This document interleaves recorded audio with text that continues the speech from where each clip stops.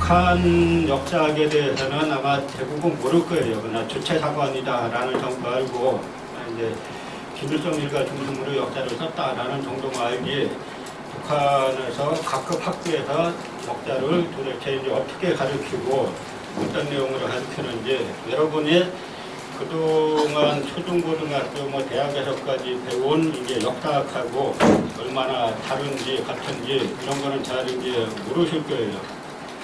그런데 이걸 먼저 한번 생각해 볼 필요가 있어요. 남북한 우리가 이제 분단된 지 70에는 좀 덜했지만 같이 살아왔잖아요. 수천 년 동안. 같이 살아왔던 같은 역사인데 왜 이렇게 지금 배우는 역사는 그렇게 다를까 이걸 한번 생각해 볼 필요가 있는데요. 왜냐하면 역사학이라는 것은 사실 해석의 학문이에요. 어떻게 보면은 이제 팩트는 팩트대로 인정하고 그 팩트를 어떻게 해석할 건가 이거를 말해주는 학문인데, 그런데 우리나라 이제 북한하고 비교할 때 제가 남한이라는 표현을 쓰겠는데요. 이 남한의 역사학은 이 팩트를 가지고 해석하는 역사학이 아니에요. 어떤 부분에서는 이게 아주 이제 큰 문제죠. 그러니까 역사학은 예를 들어서 1950년 6월달에 6.25가 일어났다. 일어났다는 사실을 기술하고 그거를 어떻게 해석할까 이렇게 해야 되는데, 우리 남한의 역사학은 어떤 부분은 6.25가 일어나지 않았다 이렇게 이야기하거나 전혀 이제 다른 이야기를 하고 해석을 하니까 우리나라 역사 국사교과서를 공부하면 뭔가 배운 게 없는 것 같고 뭔가 어디 가서 말하기가 힘든 겁니다.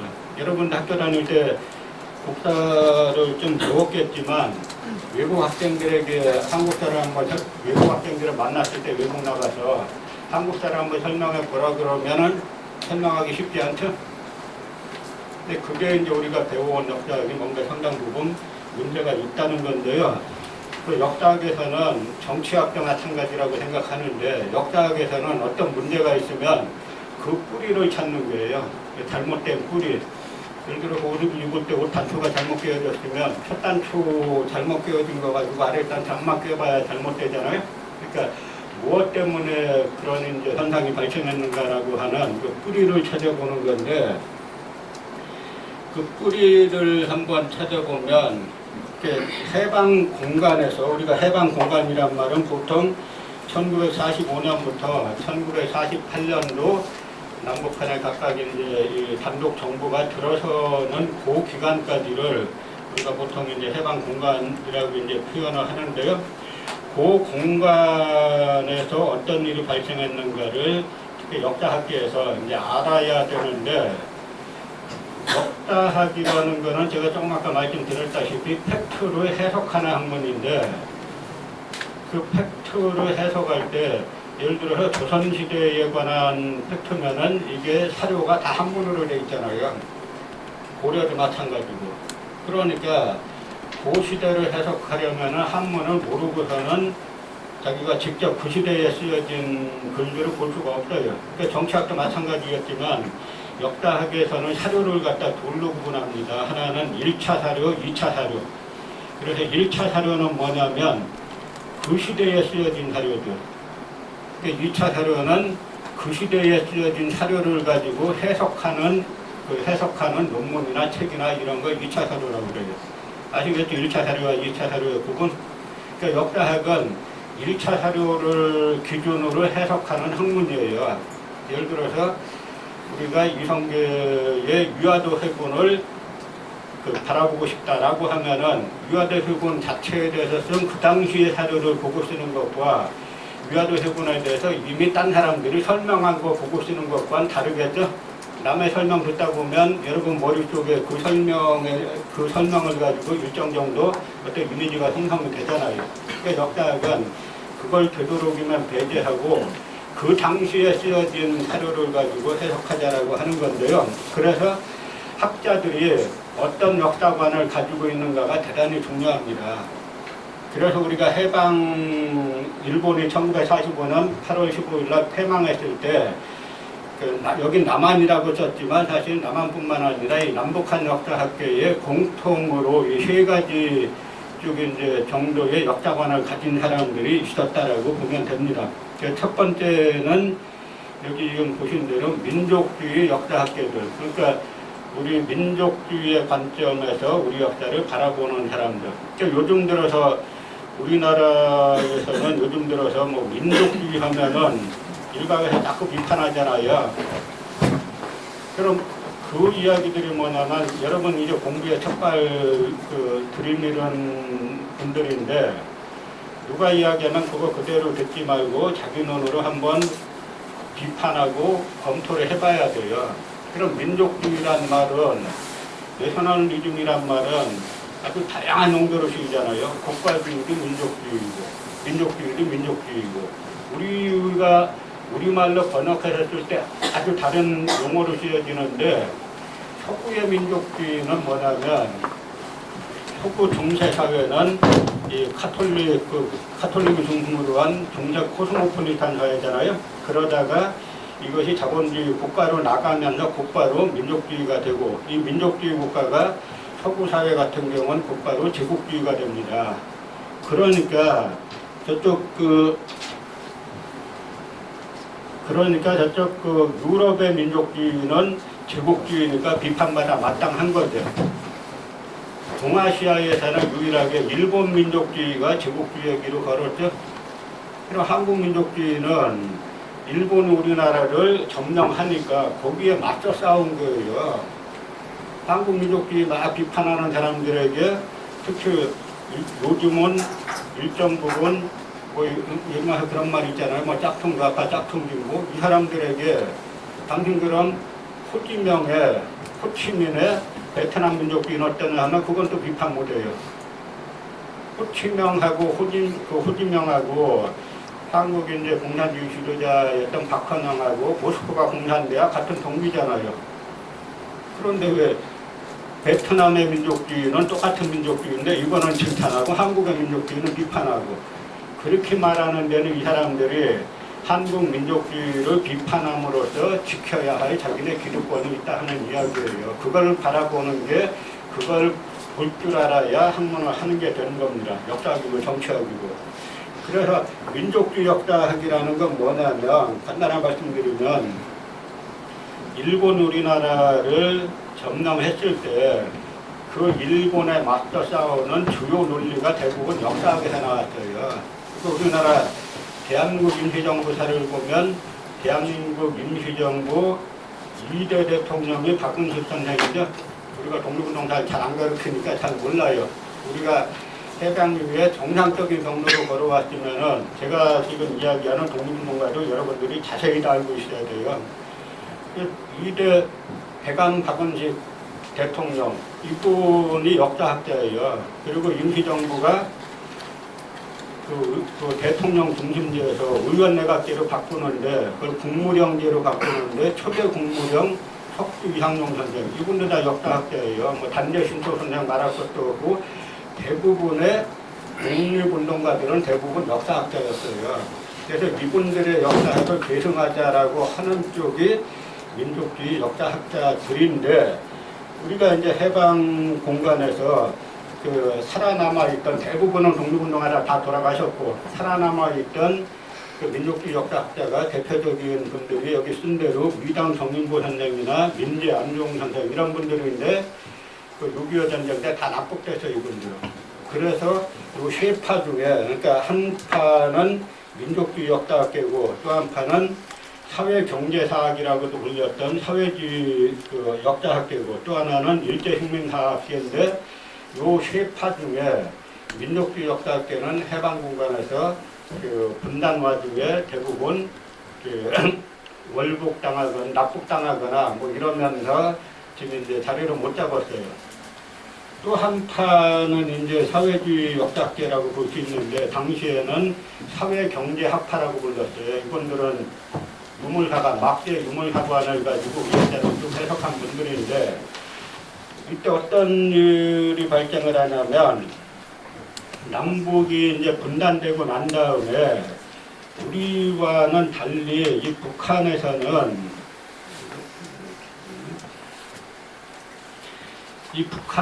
남북 분단 직후에 역사학을 남북 체제 경쟁의 아주 중요한 수단의 하나로 생각했어요, 북한에서는. 그래서 당시 북조선 임시인민위원회 위원장이었던 김일성이 남한에 파견원을 보내가지고, 당시 이제 북한의 김일성 대학도 새로 만들고 하니까 그 김일성 대학도 만들면서 여기에 이제 쓴 대로 이 3번에 조선역사 편찬위원회라는 게 있잖아요. 그 조선역사 편찬위원회에서 만들 겸 해가지고 남한의 주요 학자들을 대거 그 초청을 합니다. 이제 그 당시 우리나라 남한은 이제 해방군간에서 미 군정이 다시 이제 친일파를 끌어들이고 막 하는데 상당히 혼란스러웠잖아요. 그래서 상당수 역사학자들이 김일성의 초청에 의해 가지고 대부분 북한으로 월북을 했어요. 여기 나온 대로 이름이 그 박시영, 김석형, 뭐 전석담, 백남원 이런 사람들이 당시에 상당히 저명한 역사학자들인데, 역사학자, 사회경제사학자들인데 김일성의 초청을 받고 대부분 월북을 했어요. 북한의 지금 역사학을 만든 대부분의 사람들은 바로 이 사람들이에요. 이 사람들이고 또 하나는 뭐냐면 그 우리나라는 지금 남한은 잘못돼가지고 한국마다 다 칸막이를 쳐놨잖아요. 정치학자 하면은 서양 같은 경우는 정치학과 교수하고 역사학과 교수하고 별 차이가 없어요.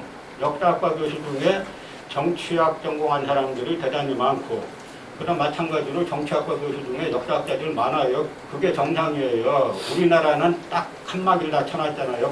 딴 걸 못하게. 그게 요즘에 문제가 되지 않습니까? 한국은 다 서로가 상호 교통하면서 공부해야 되는데 딱 칸막이를 쳐놔요. 그 칸막이 쳐놓은 이유가 있는데, 이 당시에 독립운동한 분들은 대부분 다 저명한 역사학자들이에요. 역사서를 썼든 안 썼든 우리나라 고대사부터 근현대사까지 다 많이 아는 분들이에요. 그러니까 당시에 북한의 역사학은 이분들하고 이렇게 월북한 이분들하고 또 두 분이 정신적 지주가 되는데, 한 분은 이미 이제 세상을 떠난 담재 신초호 선생, 그리고 또 한 분은 이제 약연 김두봉 선생이란 분인데, 김두봉 선생은 이제 국어학자죠. 그런데 이 김두봉 선생의 역사에 대해서 대단히 밝았어요. 담재 신초호 선생은 말할 것도 없고. 그래서 이 두 분이 해놓은 그 역사학을 토대로 삼아가지고, 그 다음에 이 올라간 분들이 막스 유물론적으로 이 두 분이, 김두봉, 신채호, 이 두 분이 만들어놓은 역사학의 틀에 이 유물사관을 대입해가지고 북한의 역사학을 이제 만들게 되는데, 이 조선역사 편찬위원회는 47년도에 만들어지는데, 이때 역사 제문제라는 학술지를 발표를 해요. 발간을 하는데, 제가 이 6.25 일어나기 전에 저 역사 제문제에서 발간한 학술지를 보고 제가 상당히 놀랐어요.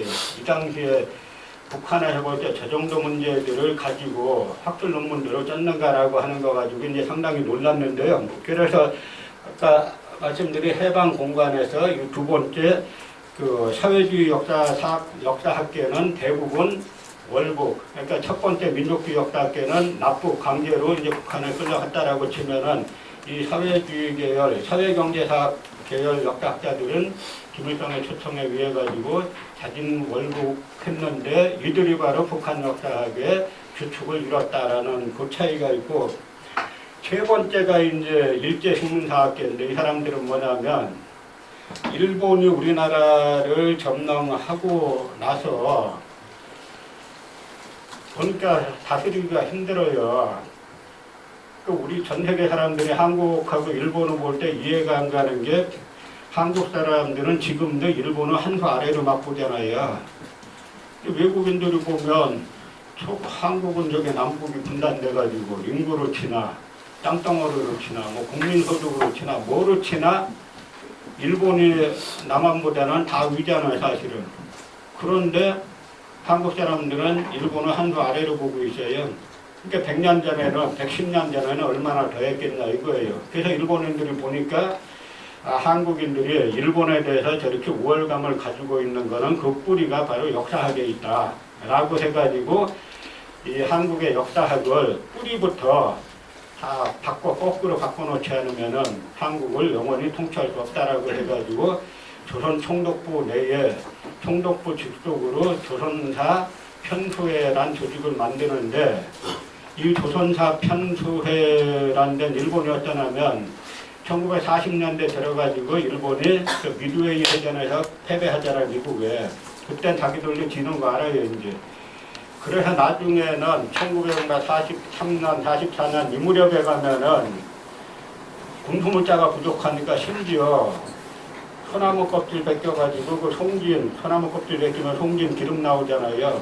그걸로 이 기름을 쓰고 했던 때인데, 그때도 뭐냐면 바로 이 조선사 편수의 예산은 1원도 안 깎았어요. 그 얘기는 뭐냐면 자기네 일본은 지금 패전에서 나가지만 이 조선인들의 역사를 장악하고 있으면 자기네가 나중에 다시 점령할 수 있다라는 그 꿈을 가지고 있는 거예요. 그래서 지금 일본 구급파들이 다시 나타나고 막 하는 건 다 역사관 가지고 하는 건데, 이 사람들 역사관의 핵심이 뭐냐면 일본이 우리나라를 점령하자마자 중추원이라고 있었는데, 그 중추원 하나에 조선 반도사 편찬위원회를 만들어요. 여러분들 지금 우리가 반도 하면 상당히 익숙하죠? 한반도, 북한에서는 조선반도라고 하는 반도란 말이 상당히 익숙한데, 제가 우리나라 선조들이 쓴 책을 좀 봤다면 본 사람인데, 우리 선조들은 그 누구도 반도란 말을 안 썼어요. 반도가 무슨 뜻이야, 한자 그대로. 반자가 무슨 반자예요? 절반이란 반자죠? 도는 섬도자고. 그럼 여러분이 지금까지 세상 살면서 고향이 어디든 떠나가지고 나는 절반은 섬사람이다 이렇게 생각하고 살아왔어요? 그렇게 안 살아왔죠?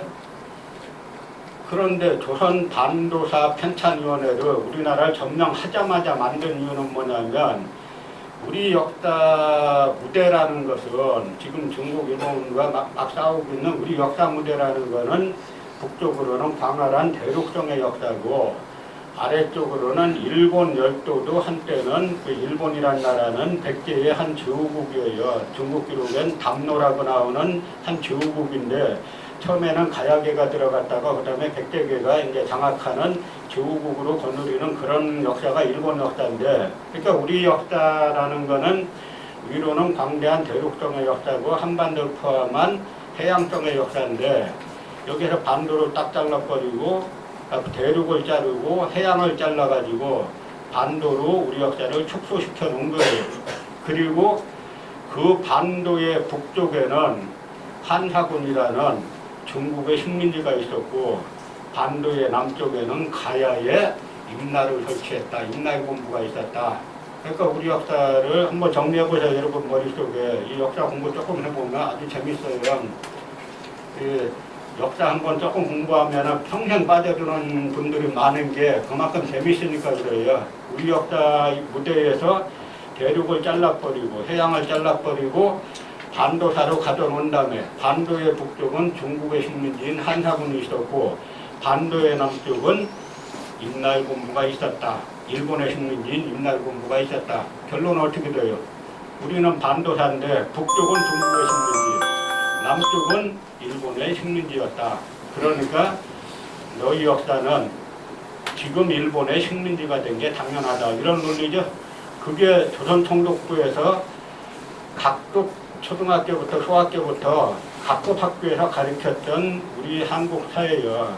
그런데 그 당시 조선총독부 직속에 조선사 편수회에 근무했던 사람들, 이 사람들이 이제 그 일제 식민사학계인데 해방이 딱 되니까 이 사람들이 자기들을 갖다 뭘로 포장했냐면 실증사학이다라고 포장해가지고, 여러분들 학교 때 공부 좀 했으면, 역사 공부했으면 실증사학이란 말 많이 들어봤을 거예요. 그래서 자기네 식민사학자들이 실증사학이란 말로 자기네를 포장했는데, 아까 여기서 본 대로 1번 민족주의 역사학계는 납득됐다 그랬죠? 2번 사회주의 역사학계는 어떻게 됐다 그랬어요? 북한으로 올라갔다 그랬죠? 그러니까 3번 이 일제 식민사학계 사람들만 남아가지고 한국의 역사를 남한의 역사를 주도하게 됐어요. 그러니까 우리가 지금 공부하는 거는, 제가 지금 말씀드리는 거는 이 2번 사회주의 역사학계의 역사 해석하고, 그 다음에 일제식민사학계, 소위 실증사학이라고 말하는 이 식민사학계의 역사학이 얼마나 다른가를 우리가 이제 한번 살펴보자라고 하는 건데요. 그런데 이걸 한번 이렇게 보면은 해방 직후 북한은 어떻게 했냐면, 이게 이제 홍기문이라는 분이 1949년도에 쓴 논문이에요. 아까 제가 말씀드린 역사 제문제라는 그 북한 그 조선 역사 편찬위원회에서 내는 학술지에 쓴 건데, 제가 한번 읽어볼게요, 이거를. 일본 제국주의가 조선을 완전한 식민지로 만들기 위해 성공하자 그들의 소위 역사학자들은 조선 역사에 대해서 이상한 관심을 보였다. 그들이 입증한 사실에 가장 중요한 것이란 과연 어떠한 것인가? 첫째, 서기전 1세기부터 4세기까지 약 500년 동안 오늘의 평양을 중심으로 한나라 식민지인 낭난군이 설치되었다는 것이요. 제가 조금 아까 말씀드렸죠. 반도사로 가두고 바로 그 반도의 북쪽은 한사군이 있었다라는 것이고, 둘째, 신라 백제와 함께 남조선을 분과하고 있던 가라, 그러니까 가야가 본래 일본의 식민지였다는 것이요. 그러니까 북한의 역사학자들은 1949년에 일제식민사학이 뭐냐, 핵심을 말하면 바로 첫째, 한사군은 한반도 북부에 있었고, 그 다음에 한사군의 중심인 낭랑군은 평양에 있었다. 바로 이거고, 일제 식민사학자들이 가장 중점을 둬서 소위 주장한 게 또 하나는 가야가 임나라는 소위 임나일본부설이다. 이 두 가지가 바로 해방 직후 일본 제국주의 역사학이 만든 우리 역사학이라는 거예요. 그러니까 이제 무슨 말인지 이해가 가죠? 그러니까 북한 역사학에서는 바로 이 두 가지를 해체시키는 걸 자기네 역사학의 이 중점으로 삼게 되는데요. 이 북한에서는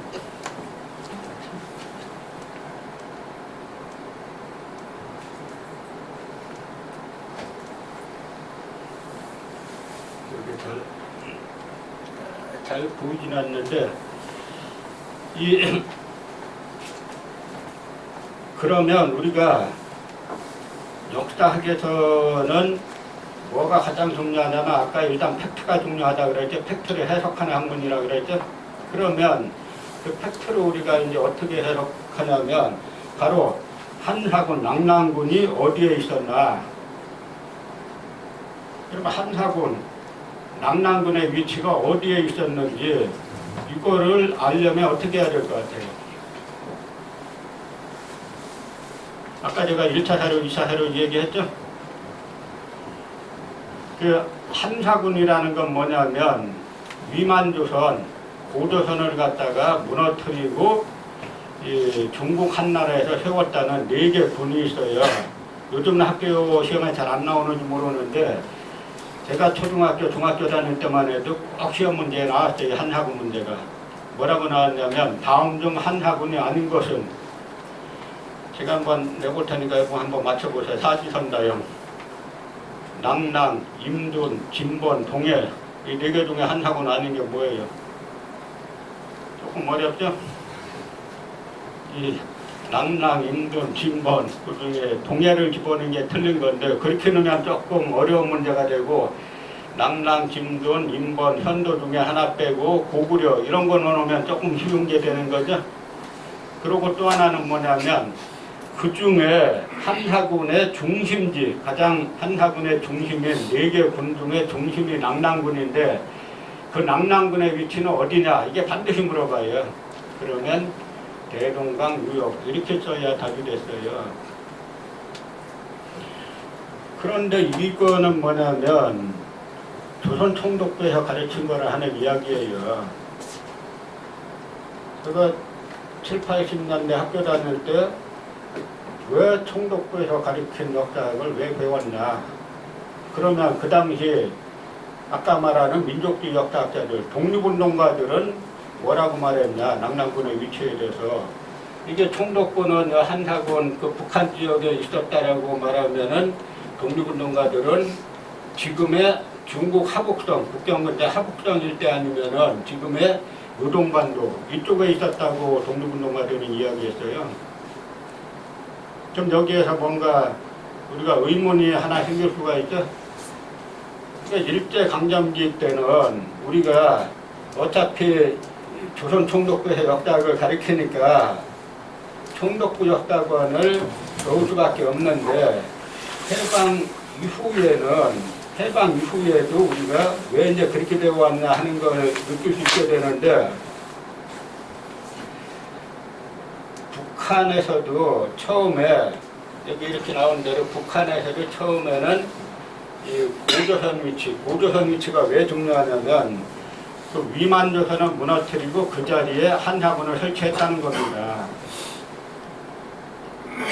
그러니까 그 조선 총독부에서는 고조선을 어디라고 가리켰냐면 바로 그 지금의 대동강 유역에 있던 작은 나라였다 이렇게 가르쳐 왔어요. 그러니까 고조선이 대동강 유역에 있었으니까 그 고조선을 무너뜨리고 세웠다는 한사군, 이건 어디에 있어야 돼요? 이것도 대동강 유역에 있어야 되죠? 그래서 일본인들이 일제강점기 때 아주 이걸 갖다가 중점적으로 각종 이제 유물들을 조작해내고 해가지고 바로 한사군은 지금의 대동강 유역에 있었고 나머지 3군도 전부 다 북한 지역에 있었다. 이걸 갖다가 아주 집중적으로 가르쳐 왔어요. 그러다 보니까 북한에서도 처음에는 해방 직후에 그러니까 한사군이 특히 이제 낙랑군이 평양에 있었다라고 주장하는 사람들하고 요동에 있었다라고 주장하는 사람들이 북한에서도 처음에는 대립해서 학술대로 막 열어가지고 서로 막 싸웠어요. 그런데 여기에 여러 이름들을 제가 써놨는데 주로 고고학자들은 뭐라고 했냐면 그 낙랑군이 평양에 있었다라고 많이 말해왔고, 그런데 역사학은 문헌으로 보는 여러 이제 사료 글로 된 책으로 된 그 문헌으로 보는 역사학자들하고 고고학자들하고 나뉘는데, 고고학자들 중에 그 일정 수는 바로 평양에 있었다라고 주장한 반면에 그 다음에 문헌 사료 가지고 하는 사람들은 대부분 요동에 있었다라고 주장을 해왔어요.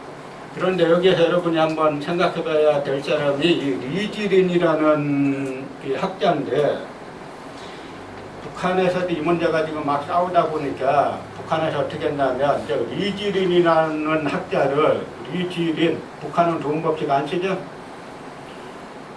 여러분 좋은 법칙에 대해서 어떻게 생각해요? 어릴 때부터 학교에서 가르쳤죠? 좋은 법칙 시험에도 나왔잖아요. 그 맞다고 생각해요? 그 우리는 너무 의문을 안 품고 지금까지 살아온 거예요. 좋은 법칙이 뭐예요? 그러니까 앞에 리을 발음이 나오면 강제로 리을 발음 못하게 하는 거잖아요. 그럼 전 세계가 전부 다 리을 발음을 하지 말자.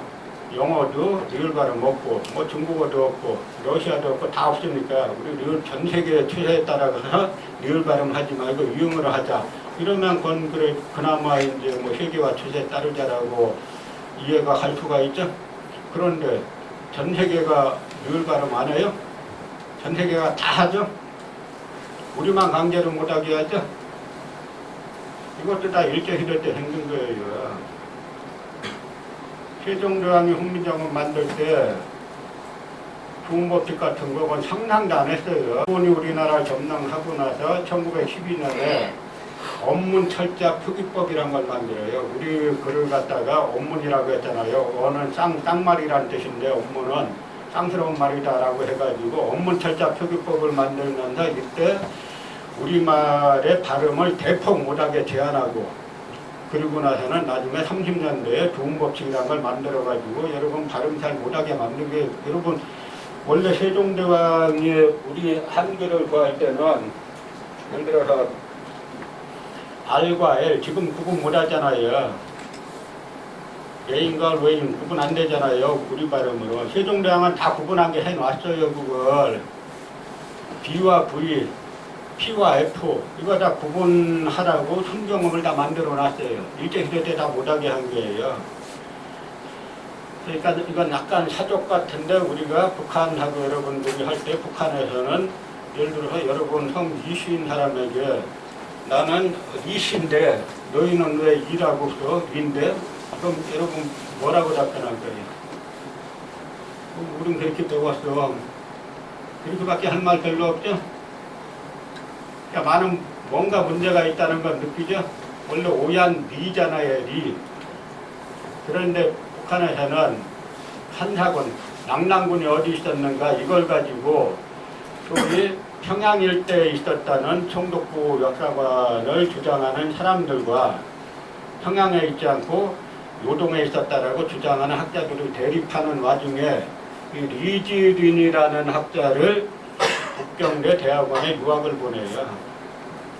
그래서 북경대 대학원에 가가지고 1958년에 북경대 대학원에 유학 가가지고 리지린이라는 학자가 고조선 연구라는 박사 논문을 작성을 하는데 그때 리지린이라는 이 학자의 지도 교수가 누구냐면은 그 중국인 고실강이라고 중국의 한 당대에 대단히 유명한 고사변 학파라고 있어요.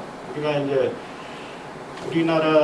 우리나라는 이 역사 이제 역사 강연하면은 이제 그 고유명사를 좀 많이 알아야 얘기가 재밌는데 이제 고사변 학파를 처음 들어보고 리지린들 처음 들어보고 고일강들 다 처음 들어보니까 막상 받아들이기가 쉽지 않은데 하여간 쉽게 생각하면 어쨌든 당시 북경대학에는 고일강이라는 대단히 저명한 학자가 있었는데 이 저명한 학자는 또 낙랑군은 평양에 있었다고 주장한 사람이에요.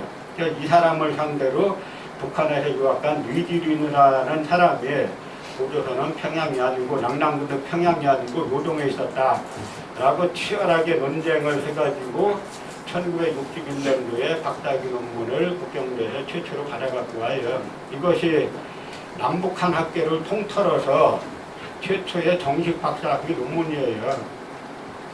남한학계에서 이병도라는 사람이 1952년에 박사학위를 받았는데 이건 자기가 박사학위 논문 내고 자기가 그냥 심사해서 자기가 박사 받은 거예요.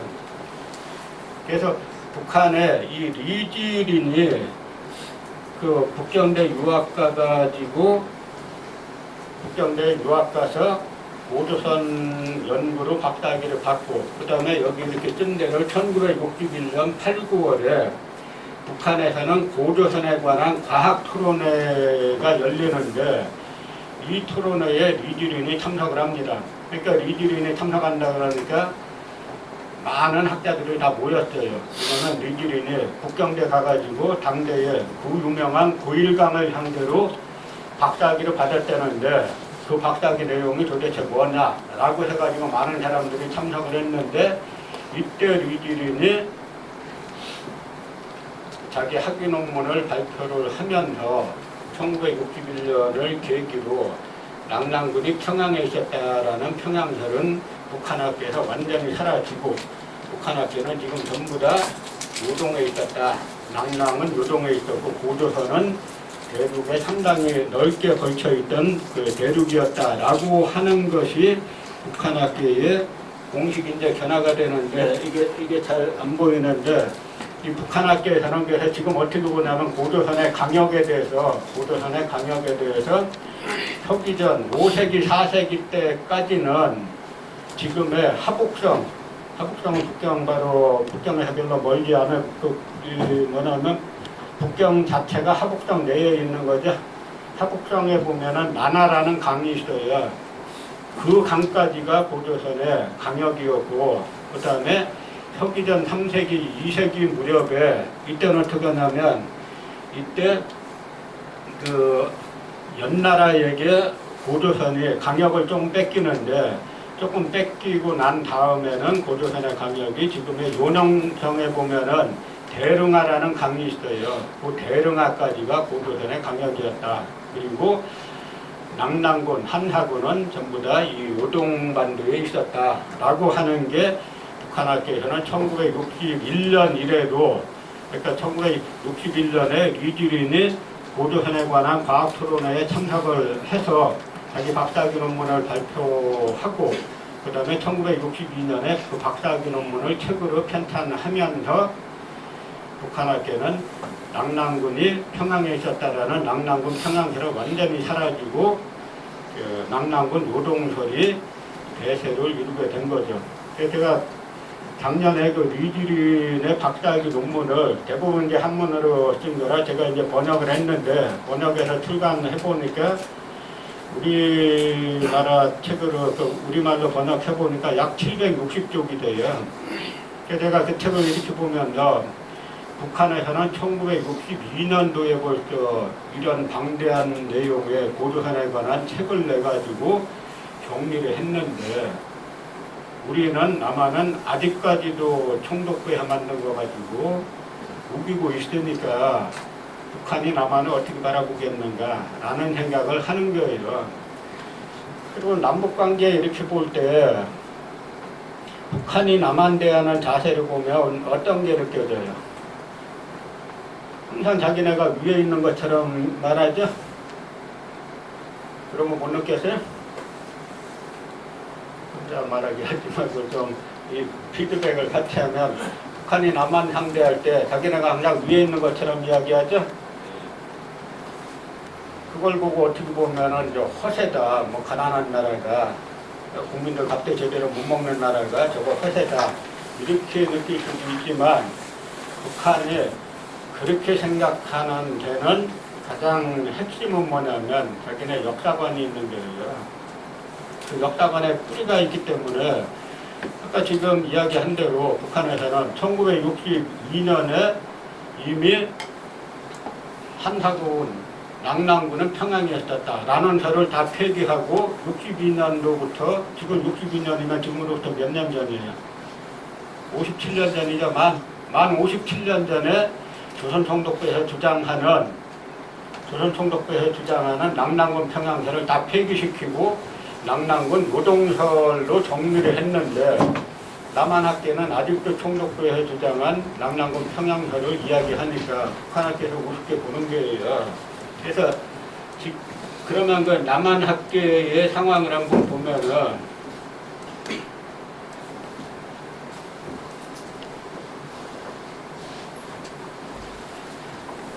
이거 보여요? 글자 잘 보여요? 이게 한국일보 2017년 6월 5일자에 나온 이제 기사인데, 뭐라고 하냐면 바로 이제 낙랑군 위치 문제는 어떻게 보나라고 하니까, 안정준이라는 남한의 학자가 뭐라고 하냐면, 낙랑군이 평양에 있다는 건 우리뿐 아니라 제대로 된 학자는 모두 동의한다. 100년 전에 이미 논증이 다 끝났다. 바뀔 가능성이 거의 없다고 보면 된다. 그러니까 이 김재원이라는 또 젊은 학자가 100년 전이라 하니까 자꾸 친일화학 소리 듣는다. 하하. 기경량이라는 젊은 학자가 그러면 200년 전 조선 실학자들이 논쟁을 끝냈다라고 하자. 그래서 이런 글을 볼 때 뭐냐면, 제가 조금 전에 북한학계는 낙랑군이 평양에 있었다는 설이 언제 끝났다 그랬어요? 몇 년도에 끝났다 그랬죠? 61년, 2년에 끝났다 그랬죠? 그게 다 없어졌어요, 북한에서는. 근데 2017년에 낙랑군 위치 문제는 어떻게 보나라고 하니까, 낙랑군이 평양에 있다는 건 우리뿐 아니라 제대로 된 학자는 모두 동의한다. 아까 류지린이라는 사람이 자기 혼자 한 게 아니라 북경대 유학 가가지고, 당대 고일강이라는 사람은 그 중국 학계 1920년대, 30년대, 40년대에 아까 이야기한 고사변 학파라는 학파가 중국의 역사학계뿐만 아니라 중국의 언어학계, 무슨 학계를 다 주도했던 그런 학파예요. 당대 최고의 학자를 상대로 박사학위를 받아왔는데, 이 말이 뭐예요? 낙랑군이 평양에 있다는 거 우리뿐 아니라 제대로 된 학자는 모두 동의한다. 100년 전에 논중이 다 끝났다. 그러니까 100년 전이라 하니까 자꾸 친윤사학 소리 듣는다. 하하. 그러면 200년 전 조선 실학자들이 논쟁을 끝냈다라고 하자. 이게 남한의 학자들 수준이니까 북한에서 이걸 보고 여러분 입장이면 어떻게 생각하겠나라고 하는 이야기예요. 그러다 보니까 심지어는 어떤 일까지 발생하냐면 이걸 보세요. 낙랑군이 평양에 있다라고 주장해야 되는데 이 사람들 고민이 뭐냐면 아까 제가 1차 사료, 2차 사료 이야기했잖아요. 낙랑군이 지금으로부터 언제 세워졌냐면 서기전 108년에 세워졌어요. 2100년 전에 세워졌는데 그러다 보니까 2100년 전에 세워진 낙랑군의 위치가 어디냐를 알려면 제가 1차 사료 가야 된다 그랬죠? 이거 알려면 뭐 일본의 도쿄대 교수가 뭐라고 했는지 한국의 서울대 연구대 교수가 뭐라고 했는지 이거 전혀 중요하지 않아요. 가장 중요한 판단 기준이 뭐냐면 낙랑군이 실제로 있을 때 쓴 역사서들, 중국의 역사서들은 뭐라고 쓰고 있느냐 이게 중요한 거예요. 이해가 가지 무슨 말인지? 그러면 중국 역사서들은 뭐라고 말하고 있냐면 한결같이 낙랑군은 요동에 있다. 귀지 제요동, 그 땅은 요동에 있다. 제요동, 귀지 제요동. 중국 사료는 전부 다 요동에 있다라고 말해요. 그래서 제가 소위 말하는 이 강단하학계라고 말하는 이 사람들하고 한번 논쟁한 적이 있었는데 제가 뭐라고 했냐면 중국 사료, 낙랑군은 요동에 있다라고 말하는 중국 사료를 쭉 열거를 하고 이 많은 사료들이 낙랑군이 요동에 있다라고 말하면 여러분들이 역사학자면 이 사료에 대해서 뭐가 설명을 해야 될 거 아니냐. 설명을 이 사료 틀렸다든지 가짜라든지 그냥 없는 걸로 치고 하는 거예요. 그러면 제가 뭐라 그랬냐면 여러분은 낙랑군이 평양에 있다 그러는데 낙랑군이 평양에 있다고 말하는 중국 사료 하나만 대봐라. 한 개만. 빤게 아니냐 빤게. 제가 아까 처음에 말했죠. 역사학은 팩트를 해석하는 학문인데 우리나라 남한 역사학계는 팩트 자체로 조작해요. 그러니까 지금 와서는 아까 제가 북한에서 62년도에 낙랑군 평양설을 다 폐기시키고 낙랑군 요동설로 다 정리했다 그랬죠. 근데 이 남한 조금 아까 우리가 볼 때 안정준 낙랑군이 평양에 있다는 거 우리뿐 아니라 제대로 된 학자는 모두 동의한다라고 말하는 이 사람이 쓴 논문에서 뭐라고 썼냐면 역사비평에서 일제 시기에 발굴한 낙랑지역 고분에서는 70여 개에 불과한 반면 해방 이후 북한에서 발굴한 낙랑 고분에서는 90년대 중반까지 무려 3천여 개에 달한다. 현재 우리가 아는 낙랑군 관련 유적의 대다수는 일제 시기가 아닌 해방 이후에 발굴되었다 해도 과언이 아니다. 약간 헷갈리죠?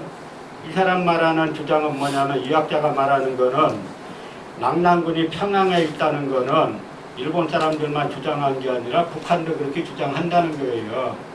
뭐냐면 북한에서 일본인들이 70개 무덤을 가지고 일제강점기 때 낙랑군이 평양에 있다고 주장했다면 북한에서는 90년대 중반까지 3천여 개의 이 고분을 팠는데 그게 다 낙랑 고분이라는 거예요. 그래서 북한에서도 이 낙랑군은 평양에 있다라고 주장한다는 겁니다. 그러니까 아까 우리가 조금 전에 살펴본 북한 이야기하고는 상당히 다르죠? 북한에서는 뭐라 그랬어요, 제가? 1962년도에 이미 낙랑군 평양설은 다 폐기 처분하고 낙랑은 요동에 있다라고 말한다 그랬죠? 근데 이 사람 지금 거꾸로 말하고 있잖아요. 그럼 누가 사실이냐면 이게 리순진이라는 북한 학자가 평양 일대 낙랑 무덤에 대한 연구에서 썼는데 여기에서 그 북한 학자는 실제로 뭐라고 말했나를 우리가 살펴보자는 게 북한 학자는 뭐라고 말했냐면 해방 전에 일제 어용사가들은 우리 민족의 자주의식을 거세하고 조선 역사의 후진성과 조선 민족의 예속성, 낙후성을 주입시키기 위하여 우리 민족사의 첫머리인 단군조선의 역사를 말자라는 한편 평양 일대의 낭낭무덤을 한나라 낭낭군 시대의 유적으로 왜곡 날조하면서 그것을 기초로 하여 한나라 낭낭군이 평양 일대에 있었다는 낭낭군 제평양서를 조작해냈다.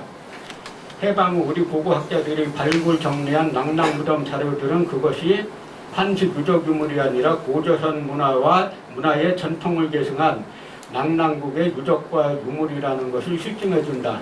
낭낭국은 고조선의 마지막 왕조였던 위만조선이 무너진 후에 평양 일대에 고조선 유민들이 세운 나라였다. 이게 북한에서 뭐라고 발표했냐면 낭낭군이 있어요. 한사군에 낭낭군이 있고 여러분 그 호동왕자와 낭낭공주 이야기 아시죠?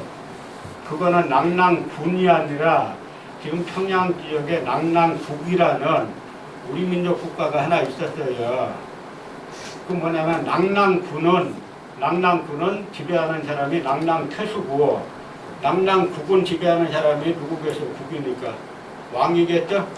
그래서 낭낭공주라 그러잖아요. 호동왕자와 낭낭공주. 그 낭낭국의 유적인데 그래서 북한에서는 많은 유물을 발굴한 결과 평양 지역의 무덤들은 한사군 낭낭군의 무덤이 아니라 바로 그 호동왕자와 낭낭공주 이야기에 나오는 그 낭낭국의 유적이다 라고 말했는데 그걸 갖다가 남한 학자들이 군자를 딱 바꿔가지고 국민들에게 거짓말로 한마디로 사기로 쳐온 거예요. 그러니까 우리가 남북한이 지금 분단되어 있잖아요. 남북한이 분단되어 있어가지고 서로 교류를 못하니까 이 사람들이 학자란 사람들이 이렇게 거짓말까지 시켜가면서 조선통독부에서 만든 학설을 갖다 유지하기 위해서 이렇게까지 한다 하는 이야기예요. 그런데 낭낭군 무덤하고 낭낭국의 무덤하고는 아주 달라요. 무덤의 형태가 아주 달라요.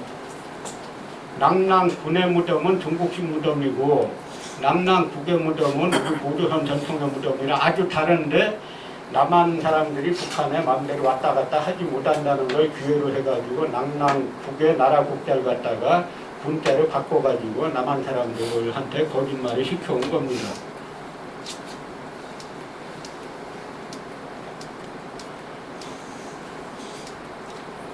또 하나는 뭐 임나 일본부 이야기인데 보면은 이제 아까 이야기한 대로 중국 자료에서는 낭낭군을 뭐라고 말하고 있냐면 이 후한사를 보면은 뭐라고 써있어요. 낭낭군은 옛 조선국이다. 요동에 있다. 이렇게 써있죠. 요동에 있다. 제요동 이렇게 쓰고 있죠. 중국 고대 사료는 여기에도 장자면은 낭낭군에 속해 있는데 그 땅은 요동에 있다.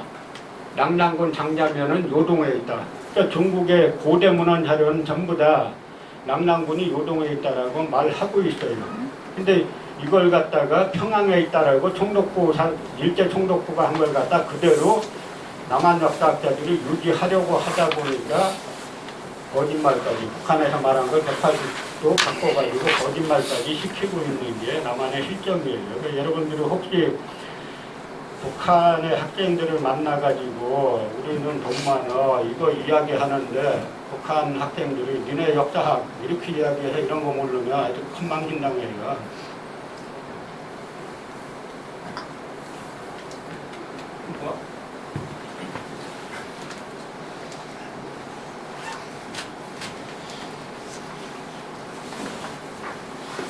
그러면 이제 임나일본설 하나만 이렇게 보고 정리를 하면은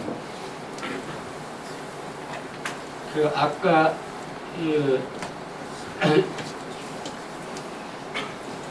아까 이제 북한의 홍기문이라는 학자가 1949년도에 일본 제국주의가 조작해낸 역사관, 그러니까 그 첫 번째 낭낭군이 평양에 있었다는 것, 그리고 두 번째 가야가 임나라는 것, 이거라 그랬죠. 근데 우리나라는 지금 남한의 가야사 연구하는 학자들은 거의 100% 가야는 임나다 이렇게 주장하고 있어요. 그런데 북한에서는 이걸 어떻게 주장하냐. 아까 이제 김일성 위원장이 역사학자들 초청했을 때 올라간 김석현이라는 역사학자가 있는데 대구 출신 사람이에요. 이 학자가 김석형이 북한에서 1963년도에 분국설이라는 걸 발표해요. 분국설이 뭐냐면 일본 서기에 나오는 고구려 백제 신라 임나 이런 것들은 삼국사기 삼국유사에 나오는 고구려 백제 신라 가야가 아니고 고구려 백제 신라 가야계 사람들이 일본 열도에 진출해가지고 세운 작은 소국들이다. 이 주장을 이론문을 발표해갖고 일본 학계가 엄청난 충격을 받았어요. 왜냐하면 일본 서기로 보면은 도저히 이걸 갖다가 삼국사기에 나와 있는 고구려 백제 신라 가야라고 볼 수 없는 구절이 너무 많아요. 한 예를 들면은 일본 서기의 신라가 야마도에 조공을 안 바쳐가지고 이 야마도회가 쳐들어올 걸 걱정해서 고구려에다가 우리 좀 군사를 보내서 우리 좀 지켜주세요 라고 말했다고 일본 서기에 나와요. 그러니까 고구려 왕이 좋다 지켜주겠다라고 해서 군사를 보냈다고 나옵니다. 그런데 신라를 지키겠다고 보낸 군사 숫자가 몇 명이라고 나오냐면 10만 명도 아니고 10,000명도 아니고 1,000명도 아니고 100명을 보냈다는 거예요. 그럼 100명을 보내가지고 신라를 지킬 수가 있겠냐고요. 그리고 어떤 기사가 나오냐면 임나에 있는 닭이나 개가 울면은 백제 사람이 어느 집 닭이나 개가 다 안다는 거예요. 그 임나가 가야 하면 경상도에 있는 닭이나 개가 울면은 충청도 사람이 어느 집 닭이나 개가 우는지 알 수 있겠어요? 말도 안 되는 이야기죠. 그래서 김석형이 일본 서기에 나와 있는 고구려 백제 신라 임나 이것들은 삼국사기에서 우리가 아는 고구려 백제 신라 가야가 아니라 이 사람들이 일본 열도에 진출해가지고 세운 작은 소국이다 라고 말하는 분국자를 발표해갖고 엄청 충격을 줬어요. 실제로 여러분들 명동을 일제강점기 때 뭐라고 부르는지 아세요? 모르죠? 김두한 장군의 아들이나 봐야 거기 보면 혼맛지라고 나와요. 근데 지금 명동 가서 물어보면 아무도 몰라요. 왜 모르냐면 35년 살다 쫓겨났잖아요. 근데 지금 일본에 가보면은 고구려 백제 신라 가야기 지명이 무수히 많아요. 예를 들어서 흰 백자에 나무 목자, 백목 이렇게 쓰여져 있는 지명도 있고 이름도 있어요. 그 백목이라고 쓰여져 있지만 저거는 신라계라 보면 맞아요. 왜냐하면 백목이 일본 발음으로 시락인데 신라가 시락이에요. 당나라 당자가 쓰여져 있으면은 이건 중국계가 아니라 가야계예요. 당이 일본 발음으로 가라인데 가야가 가라로 있잖아요.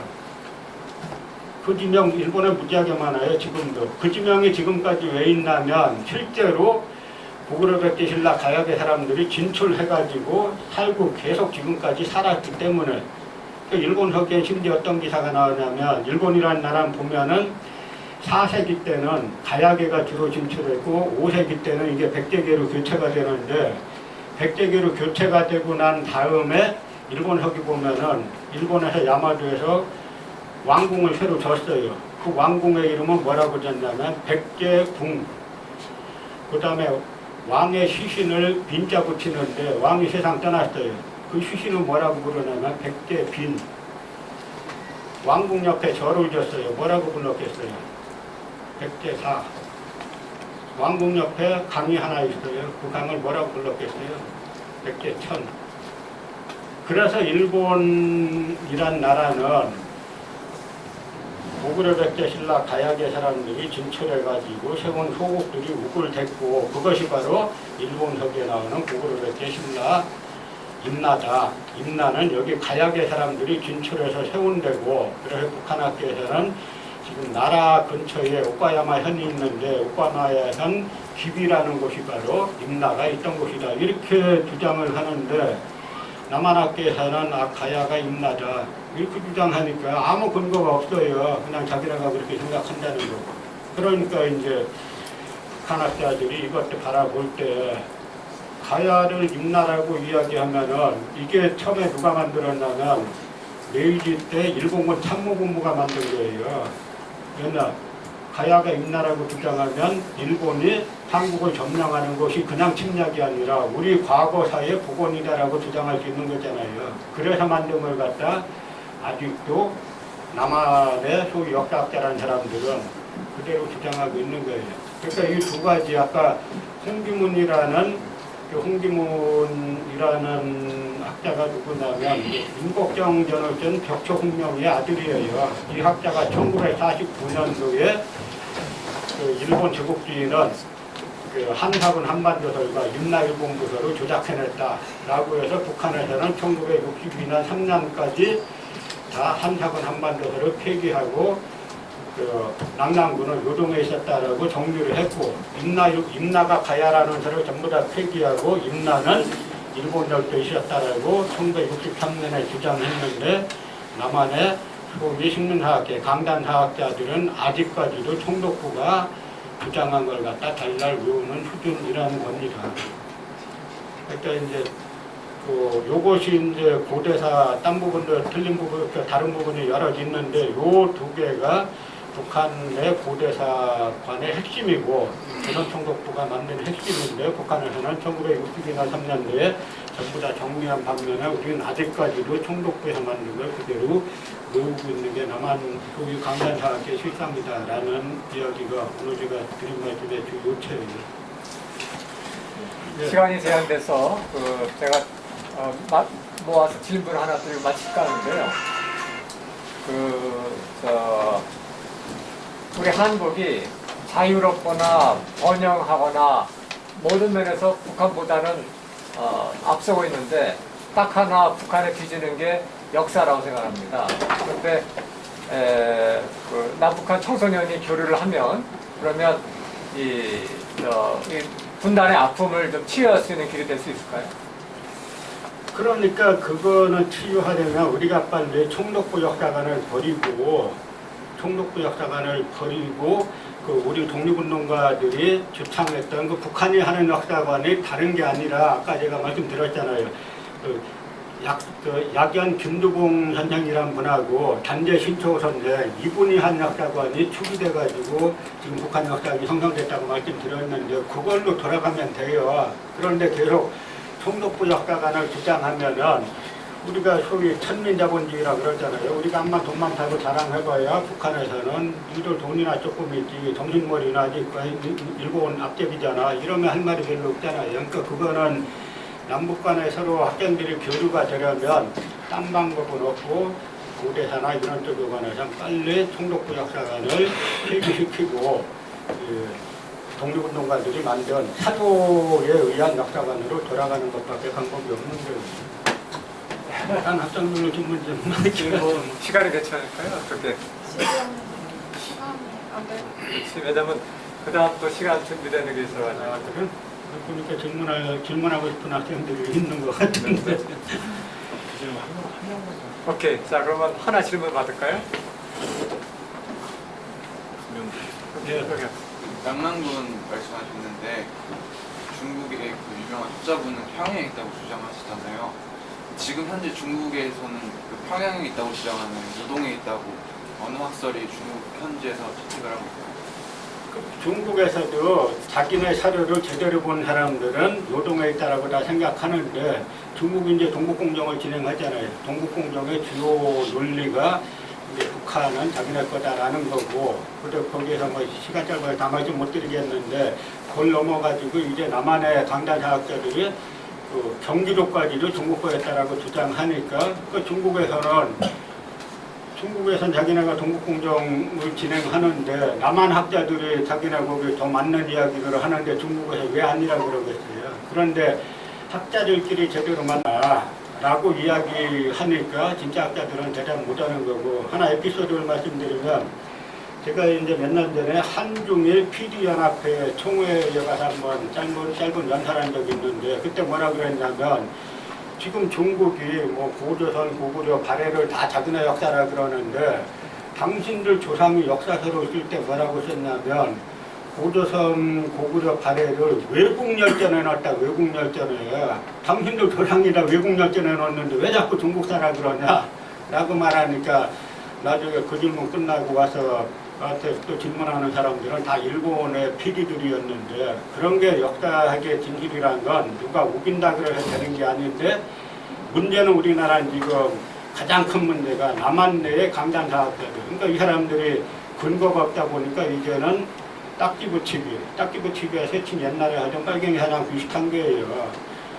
논리대 논리로 안 하고 저거는 뭐다라고 하는 온갖 모욕 그리고 딱지 붙이기로 자기네 계속 이제 그 학대를 문제하려고 하는데 그런 것들은 여러분이 조금 찾아보면 금방 나와요. 금방 찾아보고 아까 말씀드린 대로 1차 혈의에 뭐라고 되어 있나라고 하는 걸 보면 답이 다 나오는 거니까 여러분들이 남북 지금 이제 교류 시대에 우리가 북한을 진정으로 이해하는 길은 저 사람들이 어떤 역사학을 배웠고 어떤 국어학을 배웠고 하는 걸 갖다가 공부하는 것이 진정으로 교류에 가깝게 다가가는 길이라고 생각합니다. 시간이 다 됐으니까 너무 마치겠습니다. 네, 고맙습니다.